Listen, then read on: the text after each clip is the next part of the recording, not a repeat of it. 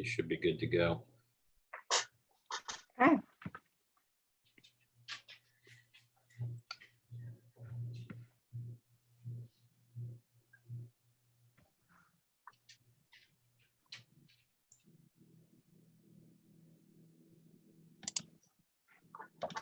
And we are live. Okay. So everybody ready to go? Thank you. Thank you. Okay. You should be good to go. Yeah, it says it's live on YouTube. I can't even tell you how thrilled I am about that. Okay, so good evening, everyone, and welcome to the first virtual meeting of the City of Dublin Architectural Review Board. We are living in extraordinary times. Both the state of Ohio and the City of Dublin have declared states of emergency. The Ohio legislature passed several emergency laws to address the pandemic, including the ability for public entities to have virtual meetings. We appreciate this ability to maintain our continuity of government. For the duration of the stay-at-home order, we will be holding our meetings online and live streaming those meetings on YouTube. You can access the live stream on the city's website. In order to submit any questions or comments during the meeting, please use the form under the streaming video on the city's website. These questions and comments will be relayed to the board by the meeting moderator. We want to accommodate public participation and comment to the greatest extent possible. We welcome your comments on cases, but please refrain from making any appropriate comments. This is not a perfect system, but we do our best in these difficult times. We appreciate your patience and your sense of humor. Okay, so I am going to call this meeting to order. Do we have a, okay, it's pounding my fist on the desk. Do we have a flag? Do we have a flag? We do. 1 second. Okay, all right, so I didn't see it. Okay, she's starting to screen share. There's the flag, okay. So if everyone would please stand so that we can pledge the allegiance to the flag. I pledge allegiance to the flag of the United States of America and to the republic for which it stands, one one nation, nation, under God, indivisible, with liberty and justice for all. Thank you. So the next order of business is oath of office. So if everyone would put on mute except for our mayor, and then Sean and me are going to be doing this. So Mayor. Evening, Architectural Review Board, and thanks for having me. And I count it a pleasure this evening to be able to swear in 2 of your members. I will start with Kathy Bryan. Okay.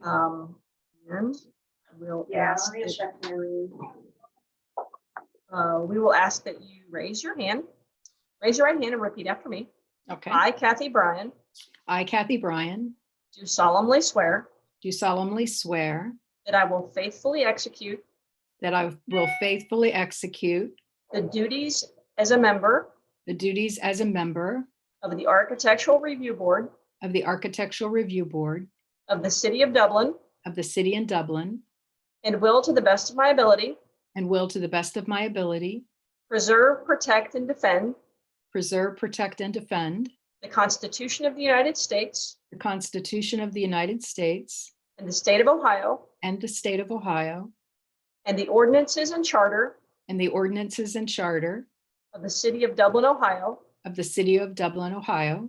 So help me God. So help me God. Congratulations. Thank you. Next, I will do Sean Cotter. So if you are there, and if you'd like to raise your right hand with me. Yep. I, Sean Cotter, I, Sean Cotter, do solemnly swear do solemnly swear that I will faithfully execute that I will faithfully execute the duties as a member the duties as a member of the Architectural Review Board of the Architectural Review Board of the City of Dublin, of the City of Dublin, and will, to the best of my ability, and will, to the best of my ability, preserve, protect, and defend preserve, protect, and defend the Constitution of the United States the Constitution of the United States and the state of Ohio, and the state of Ohio, and the ordinances and charter and the ordinances and charter of the City of Dublin, Ohio. of the City of Dublin, Ohio. So help me God. So help me God. Well, congratulations to you. Thank you. Again, I just want to extend a very warm thank you from City Council for the work that you all are doing. And I know these are difficult circumstances and difficult times, and we appreciate your effort and all of that as staff of trying to continue with the continuity of governance to the best of our ability. So have a wonderful meeting tonight, and thank you again for the work that you do. Thank you, Mayor. Okay, I guess who's taking roll call?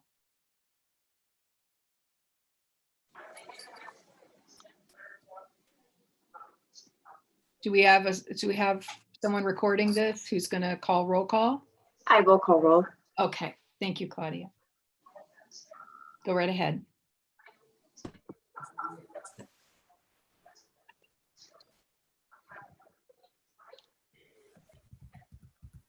Okay, go ahead. Thank you. Mrs. Bryan, Here. Ms. Cram, Here. Mr. Alexander, Here. Mr. Carnegie, Here. Mr. Carter. Here. All right, thank you. Yeah, it's Claudia is calling roll, and we are recording it, so we should be in good shape. Okay, great. Thank you, Claudia.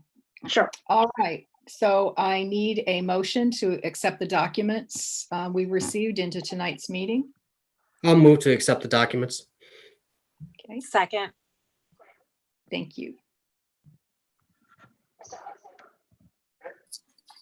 Go ahead, Claudia.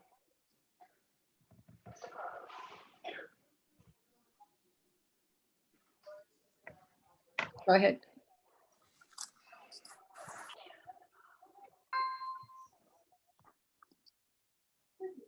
Do we have to vote? So Claudia, could you call roll?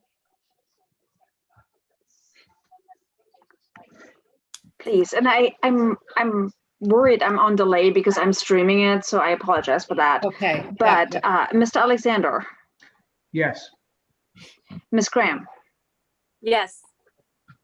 Mr. Carnegie, Yes. Mr. Carter, Yes. Ms. Bryan. Yes. Okay, now I need a motion to approve the meeting minutes if there are no changes that anyone wants made. I'll move to approve the meeting minutes. I'll second.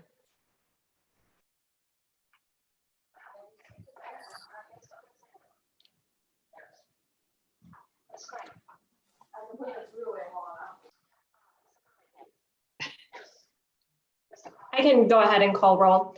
Thank you. Ms. Bryan, Yes. Mr. Alexander, Yes, again. Ms. Cram, Yes. Mr. Cotter, Yes. Mr. Kanaki. Here. Yes. Great. Thank you, guys. That's a good thing to note that apparently there's a delay with whoever is streaming. So, okay, so we have, okay, now I need to make this statement. That's right. Okay, the Architectural Review Board is responsible for review of construction and modification or alteration of any site in the review district or area subject to architectural review under the provision of zoning code section 153.177. The board has the decision-making responsibility on these cases. A swearing in of anyone who intends to address the board on any of these cases is necessary. Anyone intending to address the board on cases, please, you don't have to stand, but raise your right hand and answer in the affirmative. So do we have people who need to be sworn in? Yes. Okay, all right. Okay. Chase, are you another one? Okay, all right. So do you swear to anyone? Okay, you have to answer in the affirmative. Okay, do you swear or affirm to tell the truth, the whole truth, and nothing but the truth in your testimony to this board? Yes. I do. Okay, great, thank you. All right. We have one case tonight, North High Brewing at 56 North High Street. This application is a proposal for the installation of a plus or minus 15-foot square wall sign on the north elevation and a plus or minus 5 square foot externally illuminated wall sign facing North High Street for an existing tenant space. The site is southeast of the intersection of North High Street and North Street and Zone Bridge Street District Historic Core. Mr. Ridge, will be our presenter for this case. Mr. Ridge, I'll give you a moment to share your presentation. Thank you.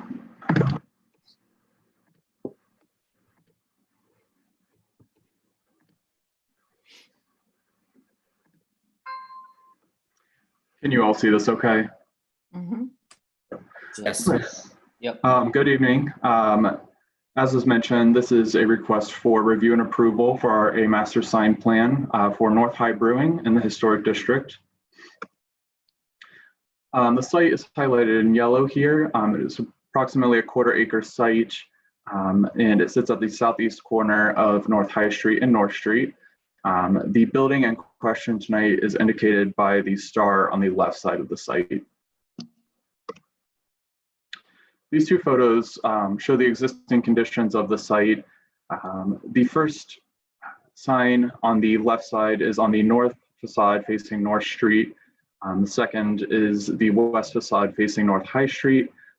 These signs were for the former Brazen Head location and both met code. The first proposed sign is on the west facade facing North High Street. It is 5 square feet in size and is constructed of a 1.5 inch thick HDU material. It does have a raised border and copy and is in 2 colors, black and white. Staff is recommending that this sign be situated, centered over that window there on the west facade rather than off to the right as it is shown here. Staff is also recommending that it be illuminated with 1 gooseneck light fixture rather than 2. The second proposed sign is on the north facade of the building facing North Street. This sign is approximately 15 square feet in size and is 14 feet in height. Again, this sign is constructed of a 1.5 inch thick HDU panel with raised border and copy, and is also black and white in color. To staff's knowledge, the ARB has not recently approved a sign on a contributing structure larger than the code permitted 8 square feet. This sign is nearly double that, so staff is recommending that the applicant reduce the size of this sign to the code required 8 square feet. This master sign plan has been reviewed against all applicable criteria.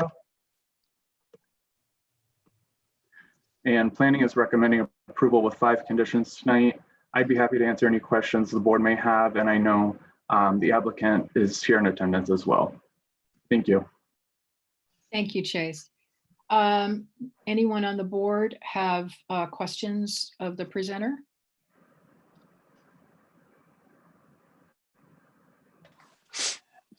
Sure, I have a question for the presenter. Okay. For the sign facing north on the north facade, what are they proposing? Any reduction in size? Do they have a different sign they want to use there to make it fit into code? So there has not been a sign presented necessarily to staff that would meet that requirement that we've seen yet, at least.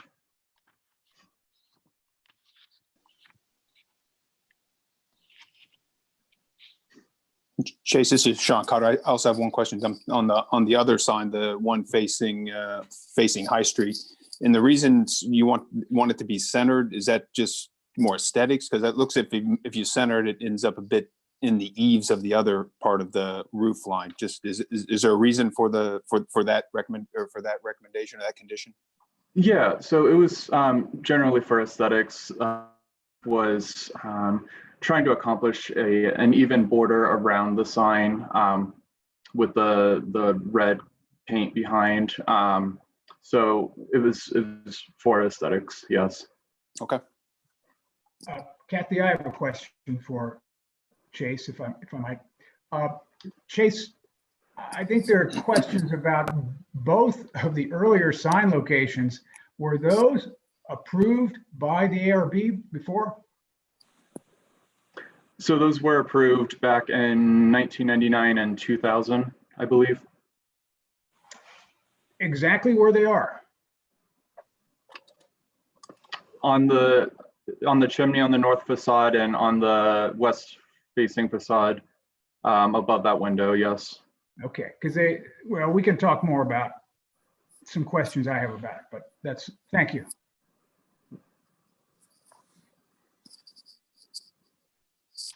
Okay, does the applicant have anything they'd like to add?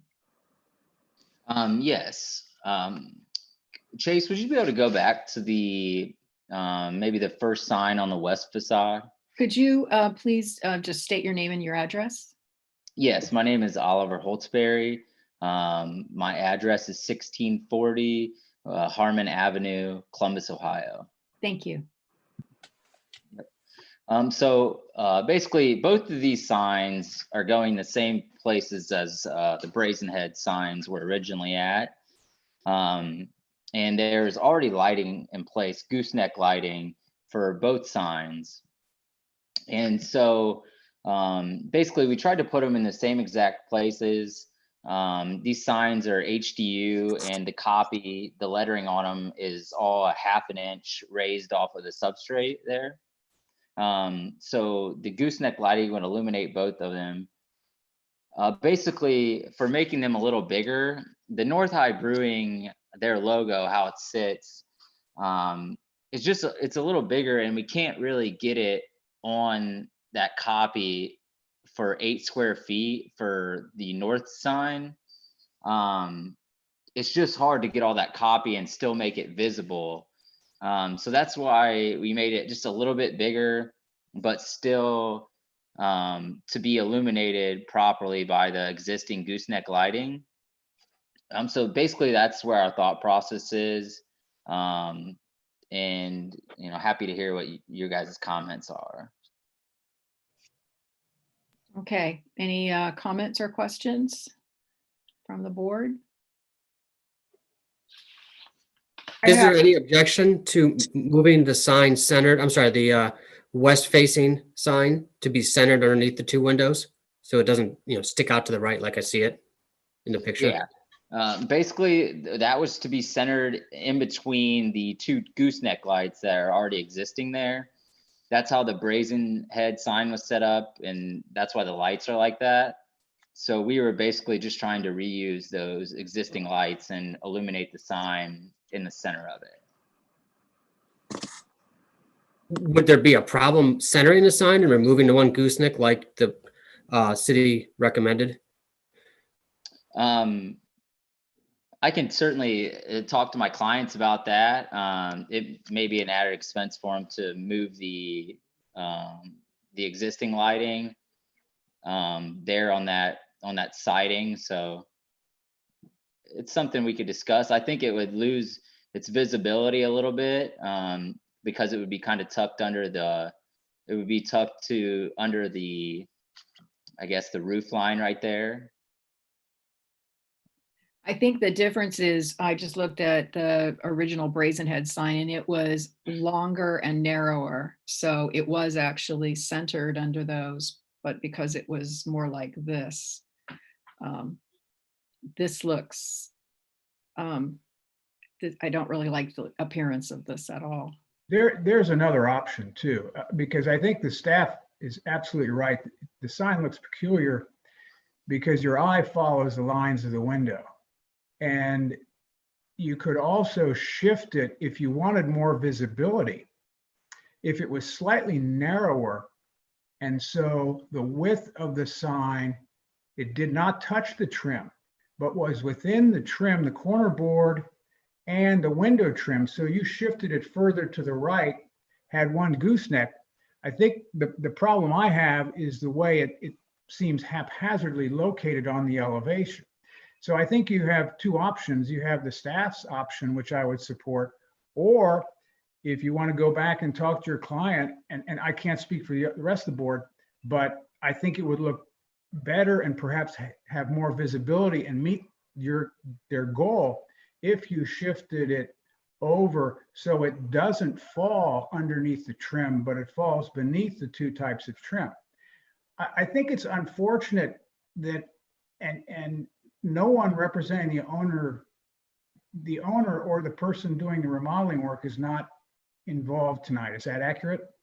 That's correct. Because they could have waited. They were doing repair work. They were replacing some of that wood. They primed the surface. Moving those lights would have been a simple part of the repair work that they were doing had they simply waited until after we had this conversation. It's a little bit more work now, but it's unfortunate. Had they waited, it would have been a little simpler. But those are my thoughts about that particular sign. Hey, Gary, just a little clarification. You're saying to move the sign more to picture stage right. I mean, moving the thing right in the picture, right? So more toward the patio area. Is that how you said? Yeah. Okay. Because then there's a natural space there. Yeah, I see that. The corner boards of the window and the corner board of the side. And if they don't like, which I think staff suggestion is a good one too, and I'd support that. If they don't like that, if they moved it out, it'd give them a little bit more visibility. It would look like it was complementing the architectural elements of the structure.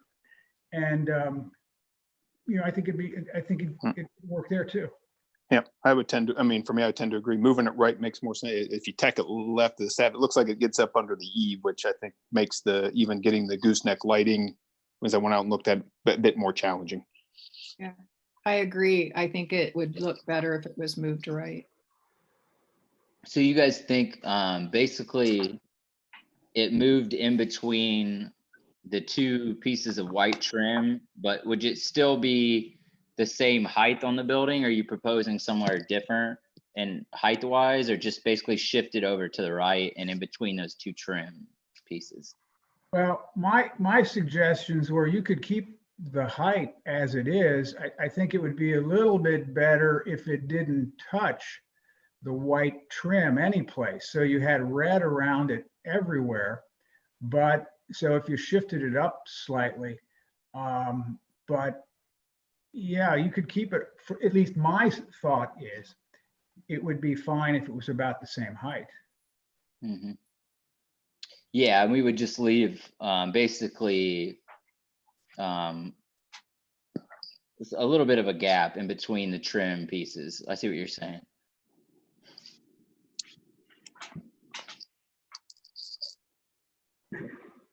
Is your drawing to scale between the two windows of the sign? Yes, it is. Okay. Yeah, I think either option would probably look better. It does have that way of just looking like it was a second thought stuck up there on the wall. Yeah. Especially, facing the main street through historic Dublin. And it was. We originally had proposed a post and panel sign that would be basically in line with the fence right there, but we were told that it was too close to the right of way where we couldn't have it there. So that's why we kind of proposed this sign as a something that would work.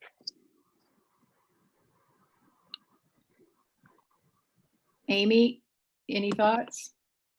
I agree. Well, I agreed with all of staff's recommendations. the alternative to shift it to the right would be fine too. You'd have to, if you shift it to the left, like staff says, the one lamp is already centered on the window. So you could just have one light illuminating the sign and just remove that second light if you didn't want the expense of moving it. But shifting it to the right and shifting both lights, that would be fine too.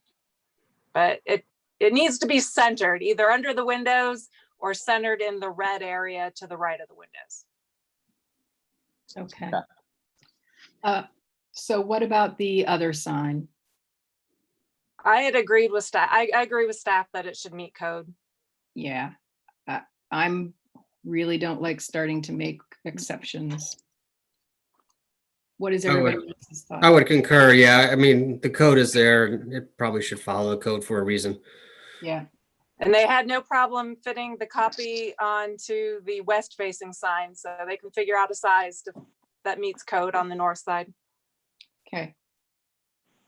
I would agree with it. I would agree with that too. I mean, just starting something different now doesn't seem, and it doesn't for me. In the code, it talks about there's a certain element that it has to that would make it be bigger, and the one on the north side or on the facing High Street fits. So for me, I don't see a compelling reason that it should be double the size.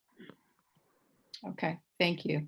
So we're saying that sign has to be 8 square feet or under to meet code. Yeah, That's correct. Okay. So basically, I think what we'd have to do there is lose the logo part on the top and maybe make it 4x2 or something like that. I have 2 other thoughts for you. What if you made your sign, you gave up on the rectangular shape and made your sign more like the shape of the Brazen Head sign? Because so much of your sign is given over to just blank space, and that's really working against you. So if you wanted to keep the text close to the size that it is currently, if you eliminate the blank space, so the profile is not rectangular, but something like the Brazen Head sign has that curve at the top, and then it comes down and it's a long linear rectangle. You'd be cutting out, you might reduce the copy slightly, but you'd be cutting out a significant amount of area and you wouldn't have to reduce the text too much. The other thought I had, which, it's always bothered me, having the sign on a chimney, which is really a historic structure, seems particularly very peculiar. But it's been approved before. So, because your idea of the post-mounted sign with a hanging from a chain, there have been some exceptions in some areas, and I don't know if some of the recent, which I think would be more appropriate for the nature of this building and would give you visibility at the corner. And it seems there were some maybe a year or so ago, particularly one on Bridge Street, that might be pretty close, and maybe Chase or other staff members could chime in. Are you proposing more like a New England tavern sign?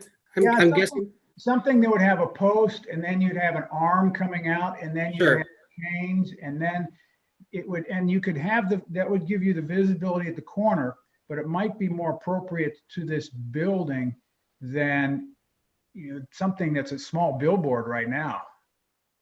That probably goes to Chase. I'm not that familiar with the Dublin Historic Code to say yes or no that would work right in. I mean, a case that I was the case manager for specifically was the studio on Bridge Hair Salon that did a sign. They proposed a sign like the one you're describing. And as Mr. Holtzberry said, they did propose previously a sign that was pole mounted, but it was more of that lollipop style, which staff could not be supportive of, and goes against the historic district design guidelines. So they did propose something along those lines at first, but then this was the alternative. I think, Gary, I think you're right. I think that, and that's kind of what I was touching on, is that top logo part. If we lost that part and we just had the text, we could probably make it 8 square feet and make it work for us. I don't think that my clients would be that interested in having a projecting sign off of there on chains, as you say, just because I think that there's not a whole lot of traffic that really goes that way down the street. So I think it's more important for them to have it visible for people coming directly down High Street there, or south on High Street. So yeah, that's Well, if you can make one of our suggestions work and you're happy with some of the thoughts that are coming out, then that's fine. I don't want to, belabor that if it's of no benefit to you. So, but I agree with the staff's recommendation on this. Okay, are there any public comments? I'm not sure who the moderator is. Sorry, that's me, Ms. Okay. Bryant. We have not received any public comments through the website. Okay. Basically, I think we could work with you guys' recommendations. And I'm guessing I'll talk to my clients about the sign on the west facade, about what they want to do, if they want to center it under the window or if they want to move it to the right. It's just something I got to run by them first. No public comments received. Okay. We have not received any public comments. Thank you. And so I think that, and I think we could bring the other sign down to 8 square feet. So I think we could make this work. I would just have to check with them which way they want to go on the west sign here that we're seeing right now. I don't know if I would love for that to be something maybe we could turn into you guys with revisions in the next couple of days and get something staff approved. It's kind of what my thoughts are. Okay.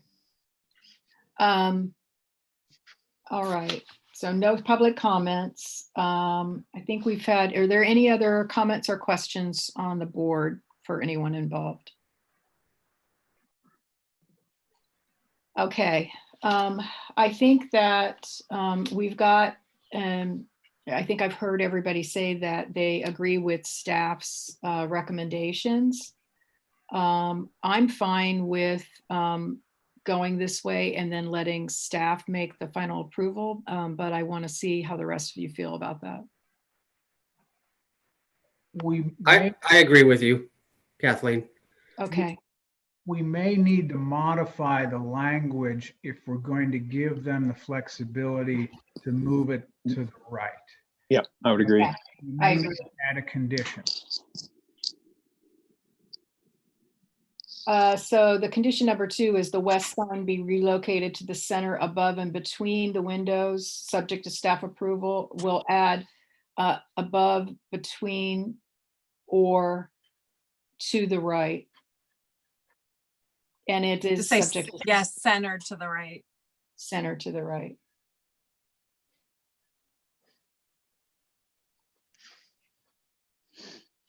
Okay. So let me walk through these conditions and make sure that everybody's good with them. The size of the north-facing sign to be reduced to code, required maximum of 8 square feet.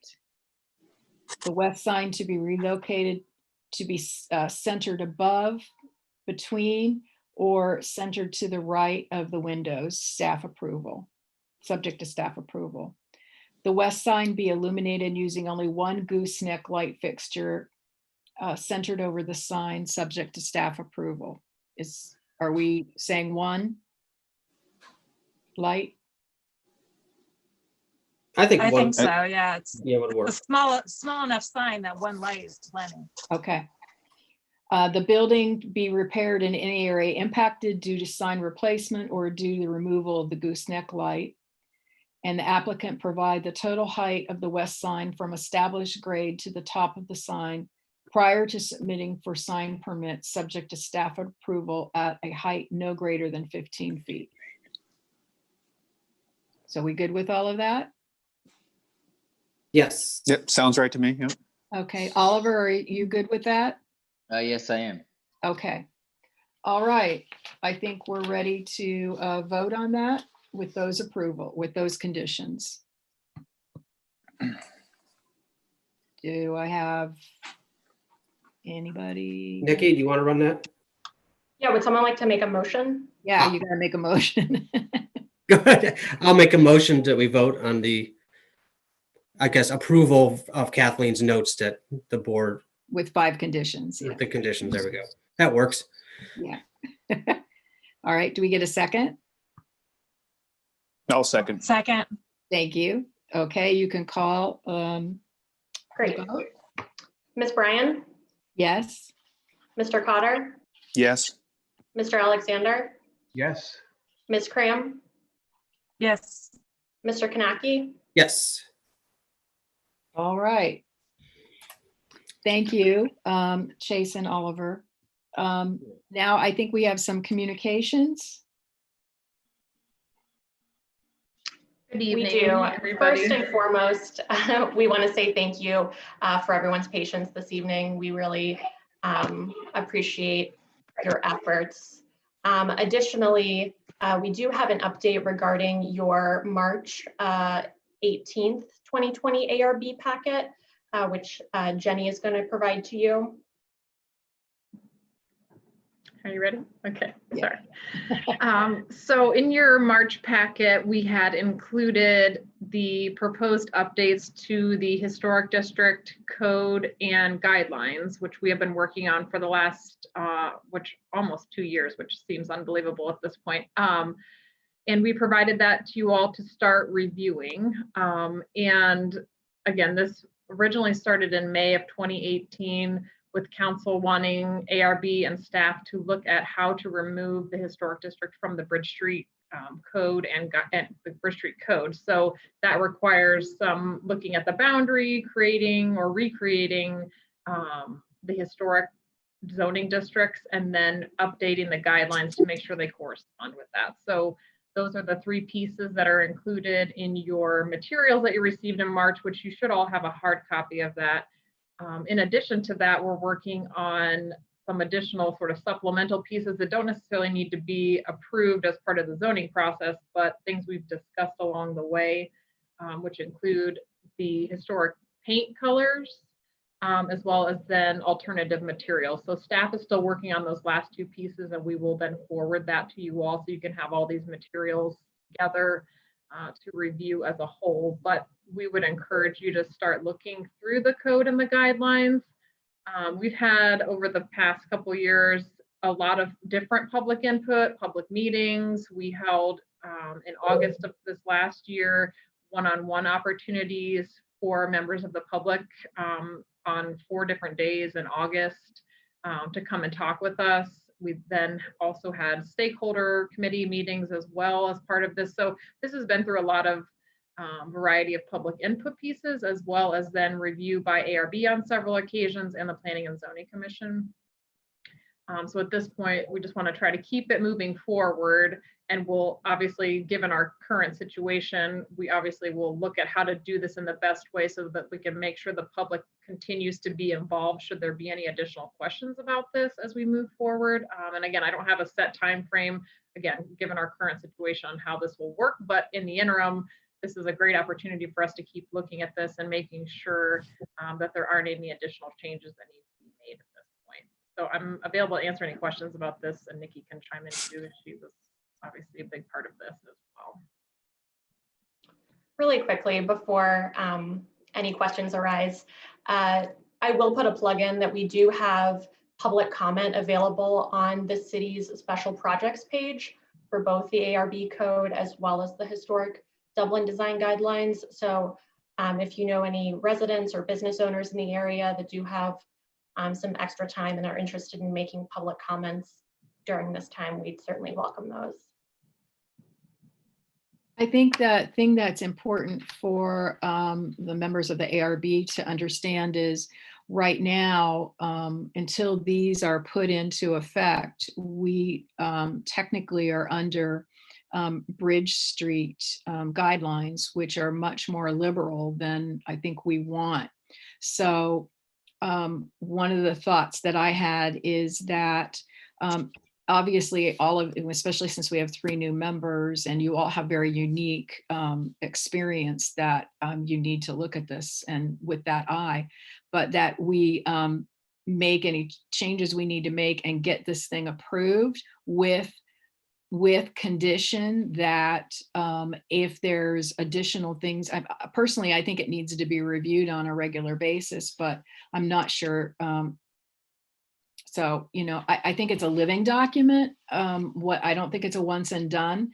But I think if we approve it with the condition that given additional input, because there's this other group that, what is it called? Main Street, Ohio, or Main Street USA.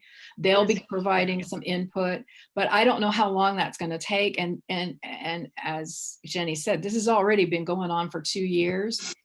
I can tell you, just looking out my windows, we have a number of properties on Riverview and in historic Dublin that are up for sale. So if somebody goes and looks at the code and the guidelines, they'll be looking at a more high density building and much more liberal building code. So I think there's some urgency for us to get this thing nailed down.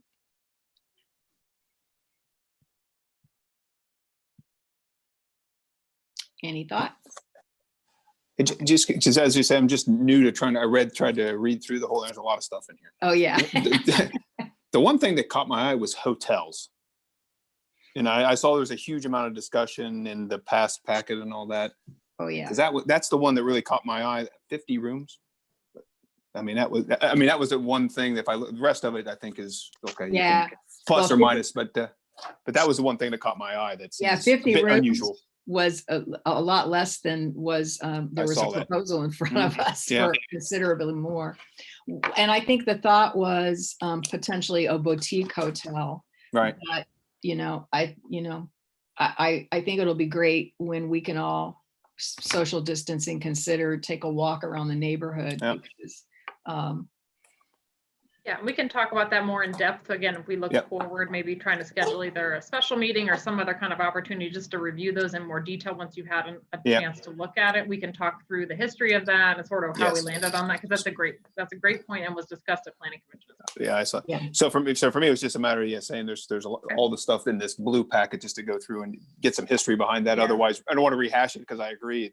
You got to eventually prove something. Yeah. And I think if we do it in a way that we provide an opportunity for periodic updates, given new data. And, I think one of the things that, and I think Amy, this might be right up your alley, is how much of the national preservation data has been used in this, and are we reinventing the wheel? Is there something we could take forward with that? But that could also be a lengthy process. So, well, the design guidelines can clearly be a living document and change, but the code, I mean, we really have to know what we want when we approve that, because that is not something that we're going to change often. So they're 2 totally separate things, really, in that sense. I certainly don't think we should rush to change code if it's not ready yet. But the design guidelines, those are easy enough to. Yeah. Well, the code is where my concern is, because, like I said, we've got people coming in front of us who are quoting code, and they're right. But that's not what we want in the historic district. So. Yeah, and I don't think we were feeling like the code isn't ready. I think, again, we feel like we're in pretty good shape and following the public comment that we've received along the way. But again, that doesn't mean we can't discuss this further as a group in a more formal advertised way. We just wanted to make sure you all know you should be looking at it, and we'll keep. And then again, as Nikki said, it's on the website. There's an opportunity for people to make public comment or ask questions about that again as well, just to make sure we're maintaining that transparency about it. Okay. So I have a question for you, Jenny. I went back and started looking at the community plan, which I think is a little outdated, but I found no mention of the historic district in the community plan. I thought that a little curious. So that is also part of this. It's the Historic Dublin Task Force that you were referencing before. That is part of their charge, is to look at the historic district and revisit, revitalize, whatever the right word is, because right now the historic district is included in the Bridge Street area plan. So it's not separate anymore. It needs to be its own entity again in the community plan, and that is their charge of the task force, which again what's the status of their effort? So that is the group that is looking at the historic district. So they're unfortunately, given the collaborative nature of the types of meetings they have to have, that's currently on hold because we can't do a lot of planning, visioning, charrettes in a format like this. That requires some in-person. We've done 4 meetings, and that included the Heritage Ohio visit and public meeting as part of that. But we're again sort of on hold until things sort of go either a little bit more back to normal, or we can have it, or we find a different way. And we're discussing some opportunities for how to keep them moving because we had some nice momentum going, and then we obviously had to pivot. But again, that's the time frame that was originally established was very, very quick to get them situated and get them making recommendations to council. So I would anticipate once we get back to an opportunity where we can have those conversations with the group again, the turnaround would be very, very quick. So. Okay, thank you. Because they know council knows that's an important, and that's their group that they appointed. So they really want to make sure that that happens quickly. Okay, thank you. So if people could, if the board could review and make notes of things you might have questions or concerns about on the code in particular, because as Amy said, that isn't as easy to change. I'd like to, see where we're at next month's meeting. And if we have the opportunity to add that to the agenda for some discussion, I'd like to do that. Okay. We'll take as long as the agenda isn't too heavy. Okay. Speaking of next month's meeting and agendas, it seems we have a lot of pending projects for review. And it also, our earlier agenda was 3 projects, three things on tonight's agenda. Are people putting things off because of what's going on now? Are there delays in preparations? I'm kind of curious because what may end up is next month, then we have 5 items on the 5 projects. Yeah, I can speak to that. In regards to March's agenda, 2 of the 3 cases for hearing outside of the code and guidelines, those applicants decided to not move forward with those projects in the capacity that they were proposed. I do anticipate that 123 South High Street will be back before you in a very different capacity. And then in regards to May's agenda, I would anticipate that it will be heftier than this evening's agenda. The folks that we do have in queue and available for your viewing, as well as the public's viewing on the city website, they are intending to move forward. So there are a couple commercial projects as well as a residential project in there. Okay, thank you. Okay, any other business anyone has? All right, then I'm going to adjourn this meeting. Okay, so hang tight. Claudia's going to stop the live stream. Oh, before I wanted to say congratulations, Jenny. Oh, thank you. So I think you all know that Jenny is now the director of planning. Thank you. That's very very proud of you. Thank you.